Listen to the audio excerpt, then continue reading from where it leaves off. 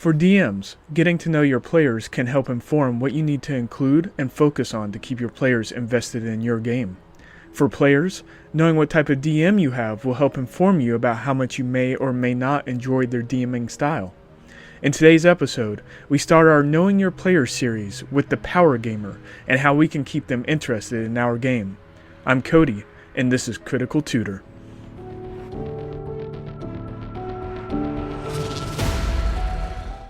The min-maxer, the optimizer, or the power gamer. This type of player goes by many different names and often has a negative connotation. Character's seriously sick. She's optimized, geared up, and never been more OP. It is often believed that this type of player takes away from the fun of the role-playing and other aspects of the game from other players. If you have a table who is heavily invested in the storytelling and role-playing aspects of the game, and one power gamer, then the others may not have as much fun as the power gamer in combat. However, it is important to recognize that the power gamer simply wants to use the rules to make the best character they can.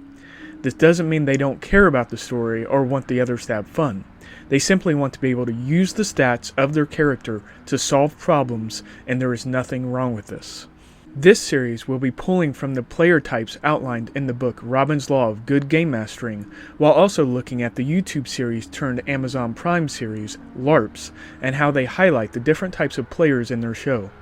It is worth noting that everyone falls into each of the different types, and just because someone is classified as one type or another, doesn't mean that we all don't care about the other aspects of the game.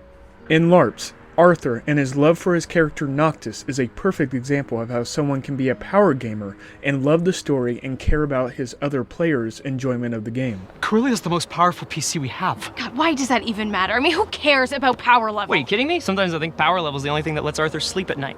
I gave up Noctis for you guys. While the power gamer may take some of the thunder away from the other players, they can also be supportive of the other players and become invested in the story. They don't have to take away focus from others. At my table, my players care about being powerful to a certain degree, but they also all care about the story more. So, what can we do as the DM to make the power gamer happy? We can provide the player with opportunities to gain new abilities or powerful magical items along the way. While this can be done sparingly or often depending on the power level of the game you're trying to play, having the potential for powerful new magical items that improve their character will keep them interested in the rest of the game. To keep things balanced, this means you will need to provide magical items that also fit with the other characters, so they won't be left out.